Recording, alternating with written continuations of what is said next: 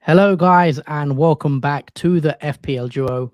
We're back for the knee-jerk stream, as always, on a Sunday evening. And we've just witnessed probably the game of the season between Liverpool and Arsenal. Wow, what a game. We'll chat about that more later. But yeah, how you doing, Jordan? Everything good? Obviously, the Easter break. Be enjoying yourself? Yeah, it's been very nice. Hope everyone's having a nice Easter. It's been well, I literally just had gammon a few minutes ago, so it was very delicious. But hopefully you guys had nice food as well as Easter eggs. I'm sure you have loads of them. But yeah, what an end to the game week. It was such a great match that Arsenal Liverpool want to end it. Yeah, definitely. What a game. But we'll get into it and talk about how it's gone. Where do we start? So I'll bring my team up. So unfortunately, I am on a red arrow. I think it's actually I think my rank's actually 357k because we went live literally straight after. It hasn't updated, so my rank's actually 357k as of now. Unless if you want to change that, Jordan, on the screen, if you can. Yeah, I can quickly change that. So yeah, it's 357k 917. But anyway, I'll let you do that, and I'll talk about how it's gone. So I was actually on a green arrow up until that Liverpool and Arsenal game, which was quite frustrating. So let's start with Kepa in goal. No clean sheet for Kepa and Arsenal again. They did lose 1-0 to Wolves. I don't know if anyone did catch that game, but Mateus Nunes for Wolves scored an absolute screamer. No chance Kepa was saving that. Apart from that, Chelsea didn't really look like scoring much in that game. So yeah, no clean sheet. Another disappointing game for Chelsea. Chilwell, very, very frustrating from the James Chilwell owner. Lampard did bench him in that game. So Chilwell came on for the last 22 minutes, and then he also picked up a yellow card. So annoyingly, only ends up with 0 points, which was very frustrating, as I was hoping that he'd play, but they didn't keep a clean sheet anyway, I guess. Moving on to the double Newcastle defense, starting with Trippier, who did concede. Newcastle did win 2-1 to Brentford. Obviously, Tony scoring, who we'll come on to in a sec. But yeah, Newcastle did concede that 1 goal to Brentford. So no clean sheets for Botman or Trippier. Moving on to the midfield 4. Let's start with Mitoma. Mitoma blanks, only the 2-pointer, but very unlucky in that game. I think Mitoma definitely, if you guys watched that game, 100% was a penalty on Mitoma. I think PGMOL have come out and actually apologized and said, yeah, it was a penalty. We missed it. So that was very unfortunate for Mitoma owners. Could have had an assist for that pen. But yeah, obviously Brighton did lose 2-1. I don't know how they lost that game against Spurs. But yeah, only the 2-pointer for Mitoma. Moving on to Saka in that game that was just finished. Liverpool and Arsenal. Wow, what a game. Liverpool will feel like they probably should have won that game in the end. As a Liverpool fan myself, I think the way that game went in the end, I was surprised that just the way we played, really, we haven't played that well in ages. And it was that sort of game where it was just up and down. It was just a hectic game. And yeah, Saka did end up blanking. He did pick up a yellow card as well, so -1. So he ends up with 1 point. He does blank. I know I kept hold of Saka, hoping that he could maybe get something against Liverpool, but it was Martinelli and Jesus that got the goals. So a bit unlucky there maybe. But yeah, Saka didn't really have many chances at all, I don't think, to score. It was mainly Martinelli and Jesus that had the chances. But yeah, in the second half, I thought Liverpool were a much better team anyway. But let's talk about Rashford. Now, Rashford did score. Sorry, not score. He got the assist against Everton in that 2-0 win. I did say it would be 2-0. I also said it would be 2-2 Liverpool and Arsenal. I said it would be 2-0 Man United. So predictions looking good this week. Man United did win 2-0 quite comfortably. I thought Man United should have been out of sight. Maybe 3-0, 4-0 even in that first half. A lot of chances missed. Rashford missed a lot of big chances. Anthony, I don't know how he didn't score. But yeah, really poor finishing, I thought, for Man United. They should have won by a bit more of a larger scoreline. But yeah, Rashford did get the assist in that 2-0 win. Moving on to Bruno Fernandes. He blanks yet again, obviously picking up that 1 point for the clean sheet. But maybe Fernandes was unlucky because he put 2 or 3 balls over the top to Anthony. Anthony's one-on-one with the goalie. All he has to do is put it into the corner and he misses. So maybe Fernandes is unlucky because of the teammates missing his chances. He should have had a couple of assists. Moving on to the forward line, let's start with Watkins, who did score again. What can we say about Watkins? He carries on scoring. He also gets the 2 bonus points. Did pick up a yellow card, but ultimately ends up with 7 points. And there's a really nice return for Watkins. And ever since I've brought Watkins in, he's been a brilliant move. So yeah, can't really complain with Watkins. Who I can complain with this weekend actually is Tony. Now, very, very frustrating from even Tony. Where do we begin? He only gets the 4 points. He did score. So he picked up 4 points for that, but he did miss a penalty. I think that's his first penalty miss in 22 games. I think that's his first penalty miss since 2016 as well, if I'm not mistaken. And everyone sold Tony for Kane. Everyone sold Tony for Haaland instead of Kane. I sold Kane. And that's just one of the ones, that goes against you. When it's not your season, everyone sells Tony and then he ends up missing a pen. It's just one of those. Very, very unlucky as a Tony owner, I think, if you are a holder of Tony. He goes and misses his first pen. And he scores. He also should have maybe had a hat-trick, another chance he missed. Just one of those unlucky moves that happened in the season. And obviously Kane goes and scores for his 9-pointer, who I sold, and that just rubs salt in the wounds. And then finally moving on to some positive, I guess, Haaland. Monster performance. That's why I guess we're also scared going without Haaland. He goes and scores 2 goals, gets the 3 bonus points as well, got a yellow card as well. He only played 68 minutes, but as we know with Haaland, he can score, like it's nothing. And I think that's 30 goals now in the Premier League season for Haaland. So as a captain, 24 points. So all in all, 53 points. Red Arrow, unfortunately, by about, I think I was on 328k. So about 30k from last night, the Red Arrow. And the safety score was about 58 I think it was due to Martinelli getting the goal and maybe Jesus even. So, Red Arrow down to 357k and 53 points all out. On the bench, I had Solly March, very annoying. I was actually going to play Solly March because my plan was to take a -4. My plan was to take out Tony and to take out Saka and to play Solly March and Harry Kane. And I would have got a green arrow if I took the -4. So it does show you sometimes taking a -4, it could pay off because it would have for me if I took the -4. But I ended up doing Kane to Haaland. And obviously Kane is so highly owned, goes and gets a goal. And very annoying. And Solly March getting an assist. But other than that, that's how my game week went. Anyway, let's move on to your team, Jordan. Talk us through how your game week 30 has panned out. Okay, so let's kick it off with Edison. Obviously, Man City did play Southampton, but annoyingly, even though Man City won 4-1, obviously Man City somehow managed to find a way to concede a goal. So the clean sheet was wiped of Edison yet again. Very annoying. But only the 2 points for the minutes played. Moving on to the defence, obviously we've spoken about Trippier and the 2-1 win against Brentford. He blanks as well, only getting the 2 minutes played for the points. 2 points for the minutes he played. So nothing much from Trippier, but he's highly owned anyway, so it doesn't make a difference whether he gets points or not. Moving on to Ben Mee.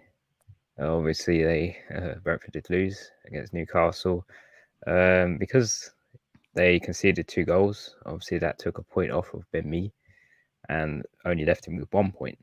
Obviously, with no clean sheet, that's all there is really for him. Moving on to Kilman, he got a clean sheet. Surprisingly, it was a 1-0 win against Chelsea. Now, this was half expecting a win or a draw, but I wasn't expecting the Wolves to actually win 1-0 against Chelsea, which was a surprise, but it was a nice surprise because he got a bonus 1 on top of it as well. So it was a nice return in terms of defence in the clean sheet because it did save me from having a complete blank defenders. Moving on to Saka, obviously we saw that exciting end-to-end game against Liverpool draw. Only thing Saka got from that game was a yellow card. Unfortunately, he wasn't part of the 2 goals that Arsenal did score, so that only leaves him with 1 point. Moving on to Fernandes, obviously only the clean sheet for Fernandes. He had a few chances to score. Could have had 2 assists from chances from the Man United attacks, but they weren't able to finish off their shots. But I think he was a bit unlucky, Fernandes, in that 2-0 win against Everton. It's not be a part of any of the goals in terms of returns or getting one himself. But yeah, only the 3 points for Fernandes in that game. A bit more fortune though for Marcus Rashford, who did get the assist in one of the goals. Unfortunately, though, he did get an injury on his groin in the later second half, so he did come off around about 80 minutes. But he does get the assist and the clean sheet though. And moving on to Matoma, who again was another unfortunate play in that very controversial game where Brighton did lose 2-1 to Tottenham. And you would say that was pretty unfair for. I don't think Brighton deserved to lose that game. I think they deserve much more, especially those penalties which were disallowed against them. Moving on to the front three, obviously we've got Ollie Watkins, who does score yet again in the 2-0 win against Nottingham Forest. He did get yellow card, but he also got a bonus 2 points on top of it. So he ends up with 7 points, which is a nice return because I know a few of you did captain Ollie Watkins. So if you did, it was a good call. Moving on to Tony, obviously we've spoken about how his misfortune was in that game where Brentford did lose 2-1 to Newcastle. I imagine Tony could have potentially scored 4 goals in that because he had 1 disallowed goal, 1 missed penalty, and he did score obviously 1 goal in that game. But near the end, he also had another chance to score from a header, but it just rolled over the top of the goal. So yeah, it was a bit, I'll say, very unfortunate and very frustrating from Tony in this game week. And moving on to the big player of them all, and that is Haaland, who does make a massive return back from obviously his injury, his minor injury that he had, with a 4-1 victory against Southampton and scoring 2 of the goals, which one of them was a very nice acrobatic. And yeah, he only played literally just under 70 minutes in that game. We all knew that even if Haaland doesn't play the full 90 minutes, he's always a dangerous player that can score early on in the game or late in the game. And he did do that. He got the 2 goals, the bonus 3 on top of that. Even though he got a yellow card, he still got the bonus 3 despite that. So yeah, it was a nice return for Haaland coming back. And 24 points for him with the captaincy over him. So I did get the captain right this week. So I'm pretty thankful now that I am back on the captaincy picks.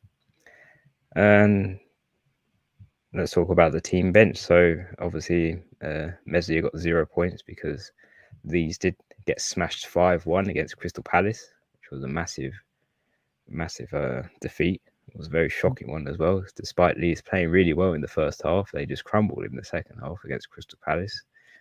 The next we've got Odegaard, who only played, I think, just under 80 minutes, but he only gets 2 points for the minutes he did play. He wasn't involved in the 2 goals that Arsenal did score.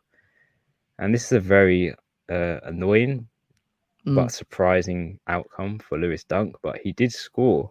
I was actually going to say to you earlier, actually, I'm surprised you played Ben Mee because he had Newcastle and then Dunk had Tottenham. I thought you'd have probably went with Dunk. Yeah, I was tempted to switch him out for the Lewis Dunk and Ben Mee, but I thought Tottenham surely would score against Newcastle as well, though.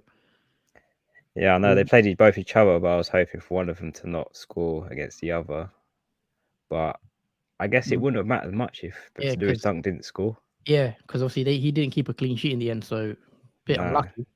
Yeah, it was very unlucky. But he did get the 8 points, Lewis Dunk, and he got a bonus 1 on top of his goal scored. And yeah, it was very annoying. I got excited when I saw him score, but then I realised I had him on my bench. Yeah. And finally, we got Luke Shaw, who obviously didn't start or play in that Everton game because obviously he has a hamstring injury. But overall, it is a very small green arrow of 11k because I was on, I believe, 592k. So Well, what are you on now? no, sorry. So you're 611 or something. Oh yeah, so my rank is updated. Obviously, it hasn't updated since I've done the slides, but I am on 581 now, not 592. That was my old rank before. Okay. Obviously when it refreshed. So I'm on the 11k green arrow at 581k. It's still a green arrow. I'll take it, even though it's a small one. 59 game week points. So it was a very quiet week in terms of returns, but yeah, overall it's been a decent game week 30. Okay. Well, we'll take a few questions and a few comments coming in. If you guys are just joining the stream, make sure you do smash that like button and also make sure you are subscribed to our YouTube channel. Tricky Trees gone from 957k to 7k since I started listening to you guys. Wow. I mean, if you're in the top 10k already, then well done. I mean, I wish I listened to myself then a bit more. But yeah, a very nice rank you got there. If I can get 10 decent players out for 32, should I hold free hit for Gameweek 38? Will use wildcard in Gameweek 34 double? Sorry, I'll just answer that question. All right, Jordan, that's fine. I just saw your message. If I can get to 10 decent players, should I hold free hit? I mean, I wouldn't hold it. I wouldn't hold it for free hit for Gameweek 38, I don't think. I'd rather use a free hit in 34 if I was you. I'd rather free hit in 34 or 32. I think those are the 2 weeks you want to use the free hit, not in 38, personally. But it depends on your team. Obviously, it's very hard to say without knowing what your team looks like. We've got Michael. Thoughts on Rashford out for Martinelli and Grealish? I mean, yeah, if Rashford is injured, which looks like he could be, it could be a serious one. Then yes, I definitely like Grealish as a move. I think Grealish is going to be a popular move into our team, especially with Man City's double game week 34 coming up.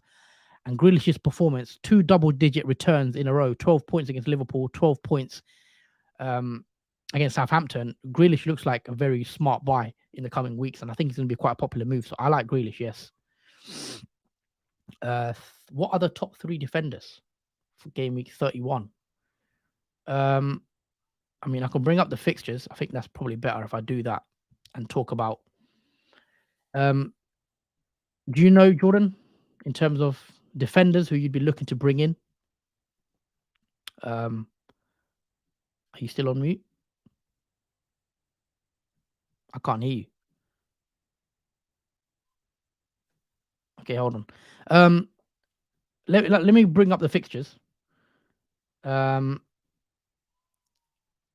So game week 31, what defenders? For me, it's still looking like you'd want, Trippier. He's still going to be popular. I wouldn't be removing him.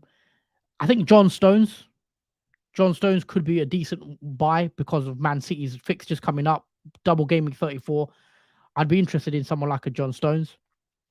Who else would I be looking at really?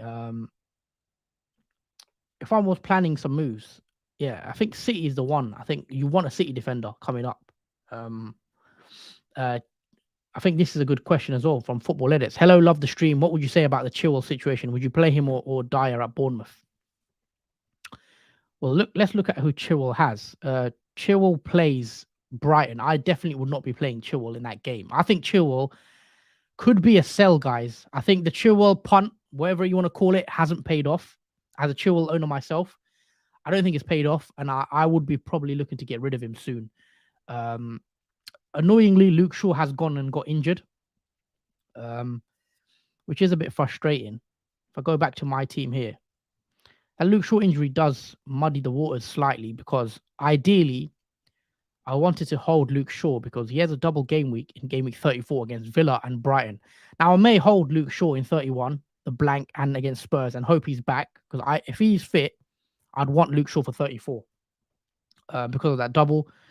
I think Chilwell, is he a sell? I think he probably is. Brighton, the way Brighton are playing, I don't see a clean sheet for Chelsea. Then he's got a blank, so no fixture. Then he's got Brentford, and I don't see a clean sheet against Brentford. And then he's got Arsenal in 34 when other teams will double. So I can see Chilwell being an easy sell potentially. I don't see many clean sheets. You never know. He may pick up some attacking returns, Chilwell, but after being benched by Lampard, maybe that's due to the Champions League coming up and he wanted Chilwell to rest. But yeah, I'm not, as a Chilwell owner myself, I'm not too keen on him going forward in the next 4 or 5 game weeks, if I'm being honest. And Eric Dyer against Bournemouth should be a better pick, but you never know. But yeah, I'd probably play Dyer, as mad as that sounds. Any more questions in regards to transfers? Well, we're on the chat about defenders. I mean, I want to bring in players that will double, ideally. So let's go to game week 34. So in game week 34, one defender I'm going to mention, but it's maybe a long-term plan, is actually Trent Alexander-Arnold. Now, we saw Trent Alexander-Arnold today pick up an assist for that goal against Arsenal for the for the Firmino header. I think in the last 87th minute, 2-2, Trent nutmegs Zinchenko, puts the ball into the back stick, and Firmino heads it in. And I think Trent, and I know Liverpool's defense hasn't been good at all, but if you take a look at Trent's fixtures, which I'm going to do for you guys in a sec, I'll bring up Trent. Let's say take out Shaw for now and bring in Trent. So the reason why Trent is on my watch list, game week 31, he has Leeds, and Leeds have just conceded 5 goals to Crystal Palace. Now, I know Liverpool, as I say, their defense has been pretty shambolic this season, but 5 goals conceded Leeds, and they've got Liverpool next. And I would be fairly confident that Trent could get something in that game. Then he's got Nottingham Forest. And again, as a single game week, these are nice fixtures. So it depends what your views are on Liverpool. But Leeds, Forest, West Ham, and then a double. I might sell Chilwell to Trent. I don't know if that's knee-jerky. I mean, this is a knee-jerk stream. But I do want Trent potentially for the double game week Liverpool have in 34. And I think bringing him in early, especially the way he played today, I thought he was a lot better going forward and playing in that new role. I think Liverpool changed the way they played today. They played the 3 centre-backs, Konate, like right side of centre-back, Van Dijk went in the middle, and then Robertson went as like a left centre-back, and then they pushed Trent into like a 2-man pivot, and he was playing a bit more further forward, kind of like in a midfield position. So Trent could be an interesting pick going forward for me personally in the coming weeks. And that double does look pretty nice, especially 2 home fixtures. Now, we know Liverpool are struggling away from home with only 3 wins so far this season, but Liverpool do have a decent home record, especially with the way we saw today, getting that point away to Arsenal. And Spurs and Fulham at home, I'd want Trent just for the upside. So he's one I'm definitely looking at. So Luke Shaw, if he's fit, I'd want Luke Shaw for the double game week 34 against Villa and Brighton. Trippier, you still want to hold him. I think he's not got a double game week 34, but he does have a double game week due to be scheduled with Brighton. So I still would be wanting to hold him. I think Botman still should be fine. Newcastle are looking good, and if you look at Newcastle's fixtures, on paper, Villa looking a lot better now, but still a decent fixture for Newcastle. Spurs, Everton, Southampton, and these are some games where you can see them pick up a few clean sheets. They've still got a double game week to come as well. Estupiñán, another one if I haven't mentioned, definitely one for me that I'd be looking to buy if you don't have him. I know he hasn't returned in the last game against Spurs, but his fixtures, and again I do say that double game week, Wolves and Man United, 2 home fixtures, and Brighton, the way they're playing right now, they look like they can put 2-3 past any team, and I'd want Estupiñán for his attacking threat. Again, game week 33, very nice single game week fixture against Forest. And game week 31, he's got Chelsea. Now, I don't think that's a red fixture, personally. I think Brighton can easily win against Chelsea in that fixture. So you'd want to play triple Brighton, I think. And the lovely thing about Brighton is they've got Newcastle to be scheduled in a double game week, as well as Man City. So they will have 3 more double game weeks to come, Brighton. So you'd want triple Brighton definitely in your team. If you don't have them, I'd be looking to bring them in.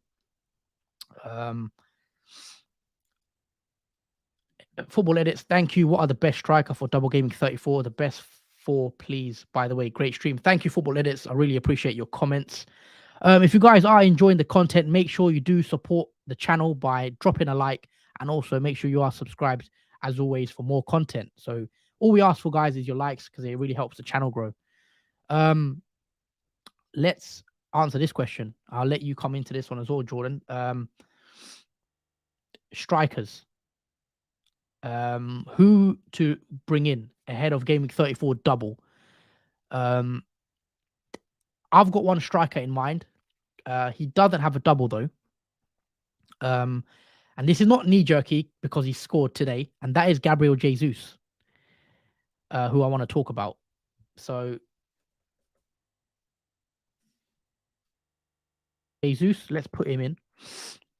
Now, Jesus' ownership is only 26%, but obviously that inactive managers probably. So I think his actual ownership is going to be a lot lower in the top 10k, top 100k.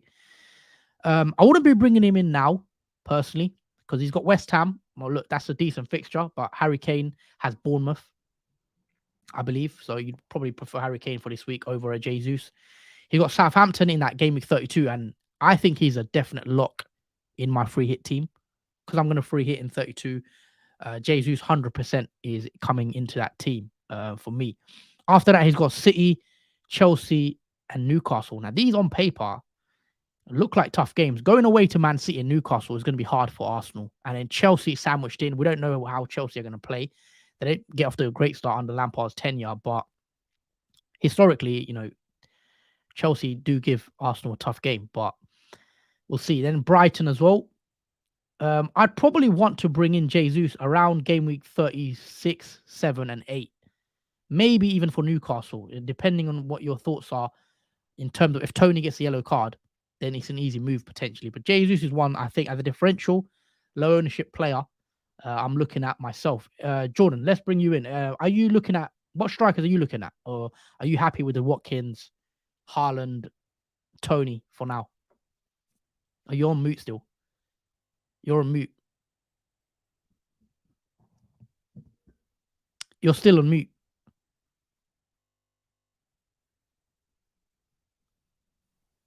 Yeah. I can't hear you. You might have to back out the stream and come back. I don't know what's happened.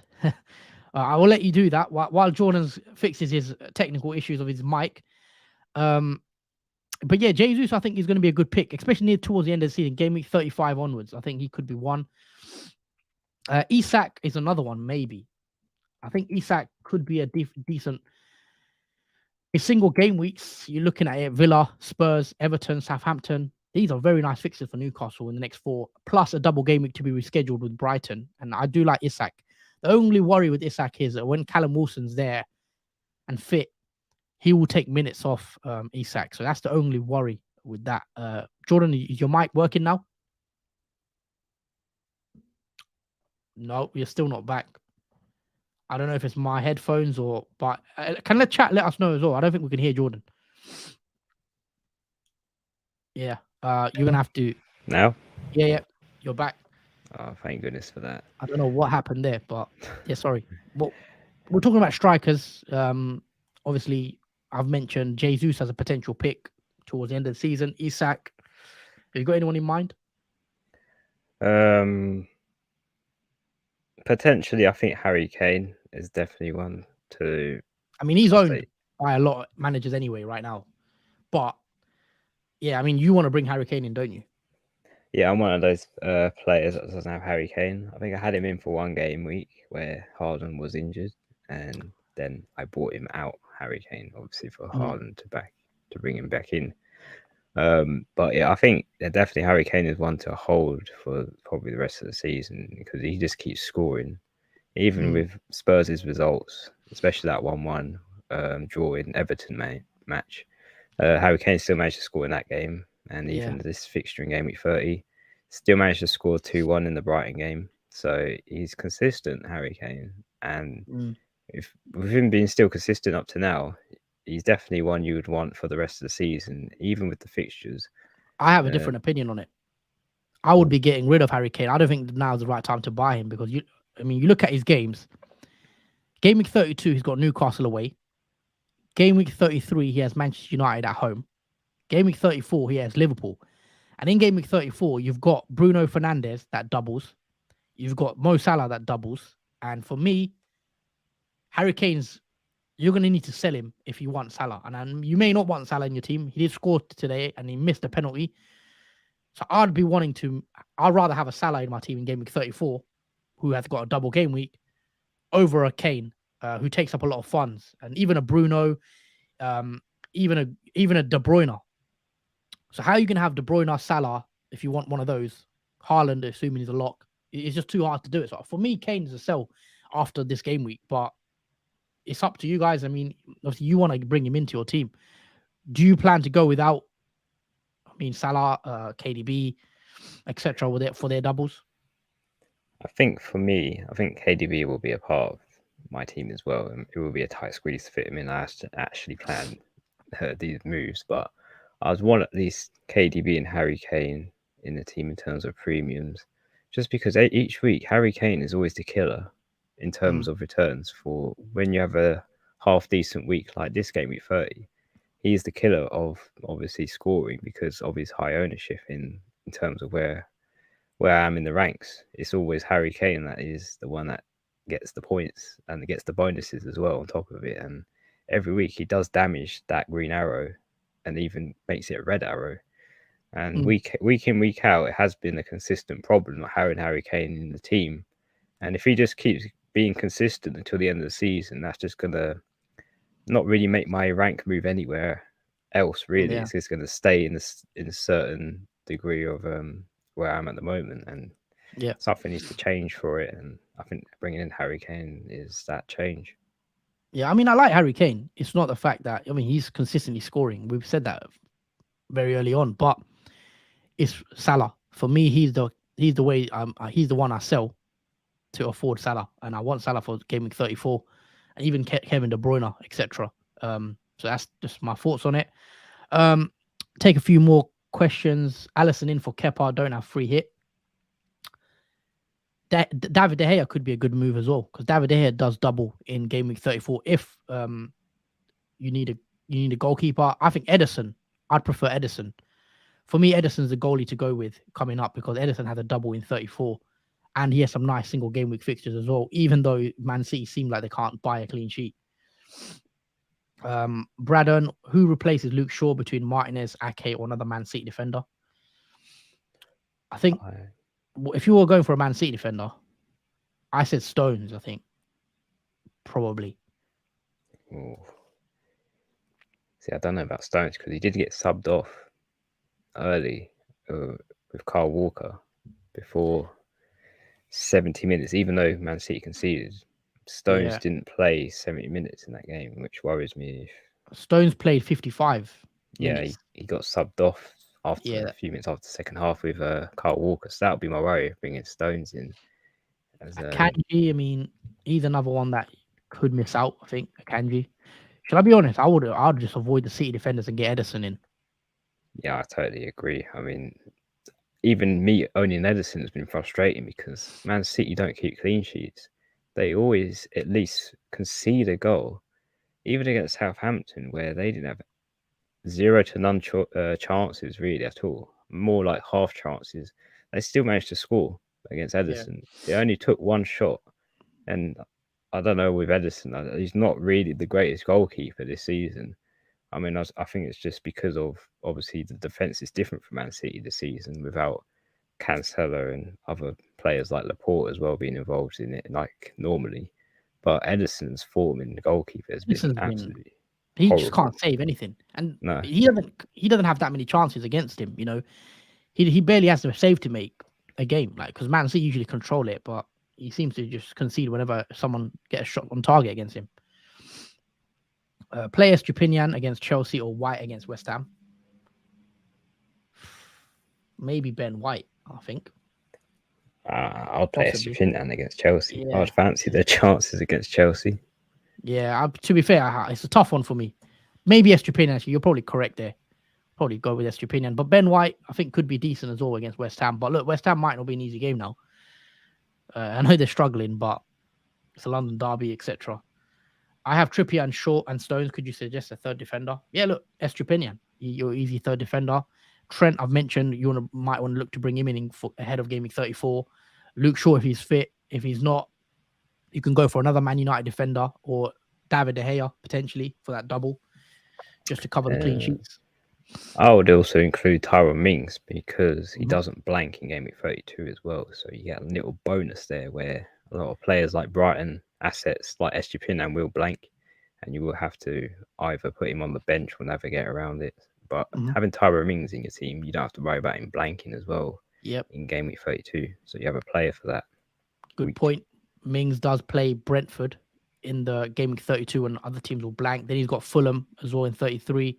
Man United, Wolves, Spurs, Liverpool, Brighton. Fixtures aren't the easiest, but Emery's making them play really nice football right now, and they've got confidence. I believe they're at 6th in the Premier League, which is mad to say, especially with the way they started the season. But yeah, you never know. Mings, Man City defender, Botman. You could double up on a Newcastle defender. We spoke about Man City, haven't we? But yeah, Braden says, what do you think about Crystal Palace midfield? That's a good question, actually, because Crystal Palace and Roy Hodgson are playing some really nice football right now. And yeah, they look very good today in that second half. When I was watching, I did catch the Palace game, and I thought Elise was brilliant in that game. He did pick up 3 assists. I think the first player at his age, 21, to do it in the Premier League. And he was brilliant in the second half. 14-point haul for Elise.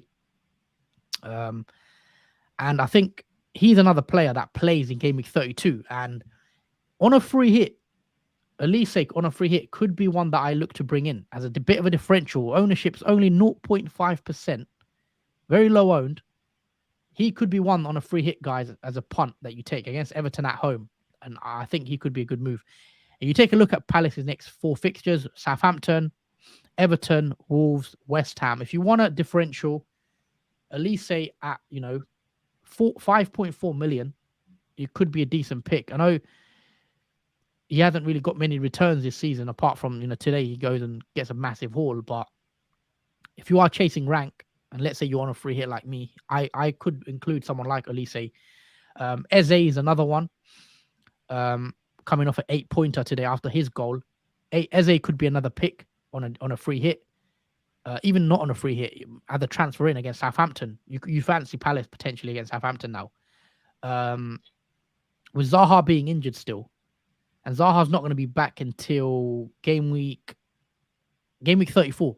So the next 3 game weeks, Elise, Eze, even Ayew, you never know these players that they could get you a nice haul after the 14-pointer today. If you really want to chase rank and you want to be different, 0.2% ownership from Jordan Ayew. But look, I'm not saying you should be bringing him in, but if you want to be different, the fixtures look good.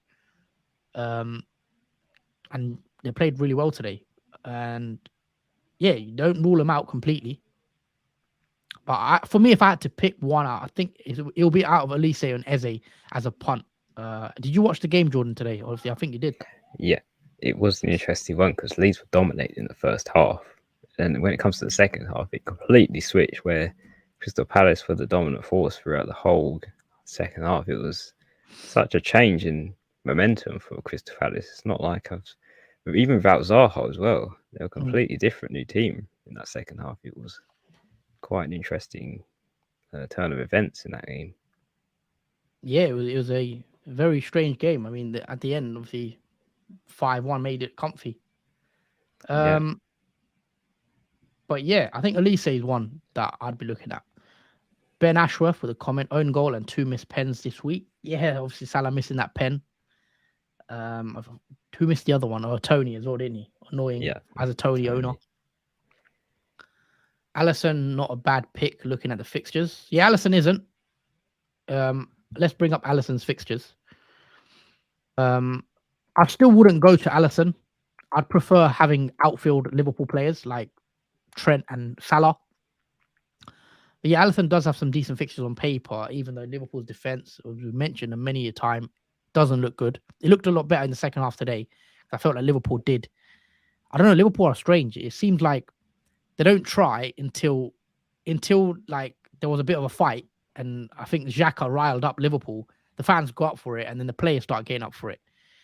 So Leeds, Forest, West Ham, these are some decent fixtures for Liverpool, and yeah, you could go to Alisson, but for me, I definitely prefer Trent for that attacking potential, and I'd prefer. I had to pick a goalie. I think it might be Edison. You look at Edison's fixtures. Okay, Leicester at home could be a clean sheet because Leicester can't buy a goal, it seems. Blank, which if you've got a free hit, then you don't worry about. Arsenal, okay, could be no clean sheet probably in that one. But then after that, you look at 34. Very nice double game week for Edison and Man City. Fulham and West Ham, you can potentially see 2 clean sheets there. Then Leeds, then Everton, then Chelsea, then Brentford, and another double to be rearranged with Brighton. So from 34, because that double does tempt me with Edison. So I prefer Edison over Alisson if I had to pick.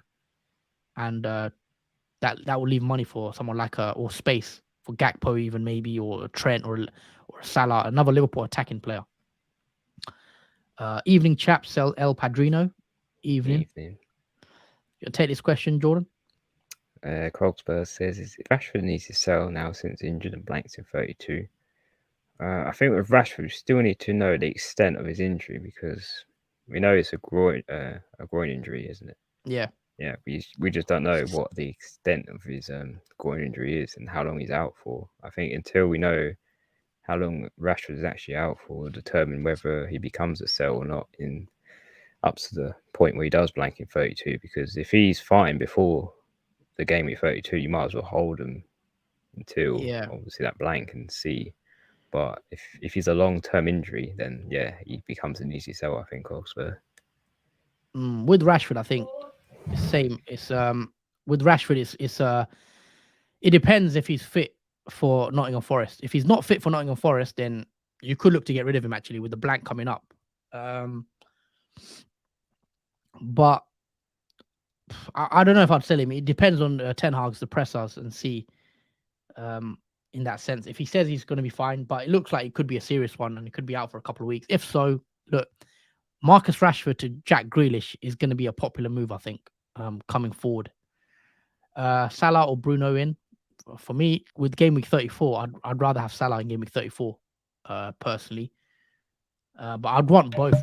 Bruno has a nice fixture as well in 34 with Aston Villa and Brighton. So, what's that fuzzy noise? I think it's your connection. Oh, not again. I can hear you, but I could just hear a lot of background noise. Yeah, that should be fine. I can't hear you because you're muted, I think. But okay, yeah, we're back. With Bruno, I'm not sure now because with Rashford out now, it becomes a massive problem for us because Rashford is the main provider of goals for Man United, and now that Rashford, depending on how long he's out for his injury and how serious it is, that's a massive blow for us. And with just Fernandes being an asset for Man United, I don't know if that becomes an option anymore now. The other positive, I guess, if you're a Man United fan, is Casemiro's back. And I've been saying for a long time, Man United aren't the same. They're pretty much Ole Gunnar Solskjaer football without Casemiro, in my opinion. So I don't see much of a difference in the terms of the midfield. They don't control the games as good as when he's playing. And I think Casemiro is a massive miss for Man United. You can already see when they don't have him in their team, Bruno has to drop deeper, which takes away from their attack. And yeah, I think this guy coming back is going to be big. I think he's back now, isn't he? He's going to play against Forest. Yeah. So maybe that is a good thing for Bruno, that Bruno will have now a chance to play further forward. Sabitzer's there, Eriksen's back.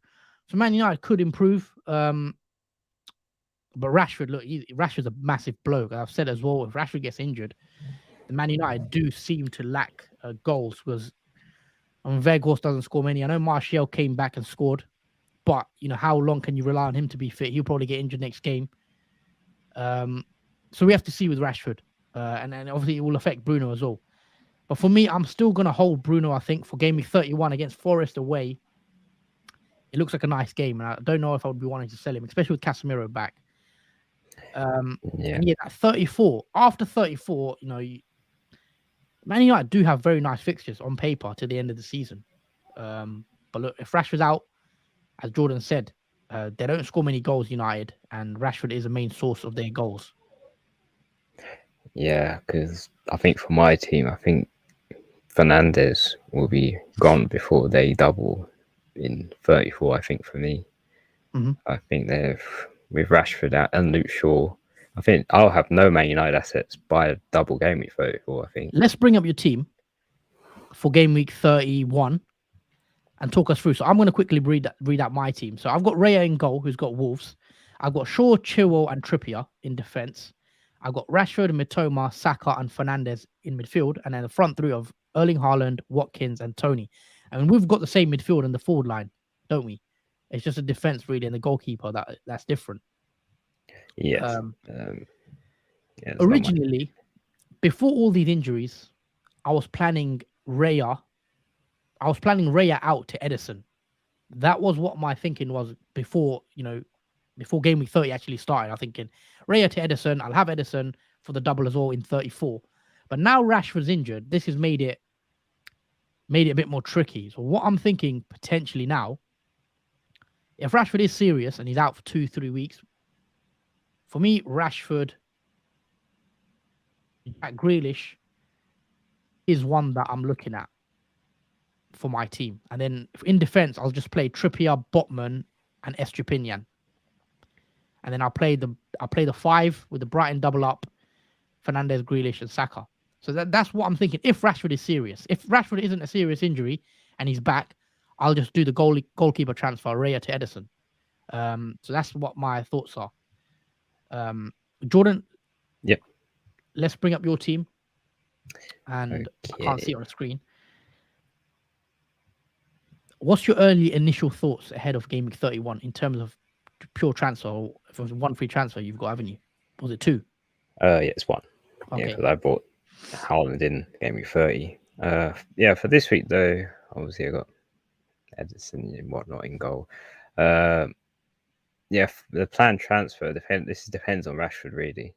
Otherwise, I'm probably going to roll the transfer. But if Rashford's not fit for that Nottingham Forest game, which doesn't look likely, I will transfer him out. And if I go to my transfer page quickly, I'll just show you who I'll probably go for. So you're holding Bruno then?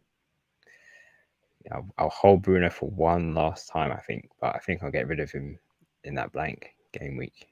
I think he has one last chance. Because if I watch him to play without Rashford in that game, if he gets something out of it, then I may be tempted to keep hold of him. But if not, I'll probably get rid of Fernandez as well. But let's say I got rid of Rashford.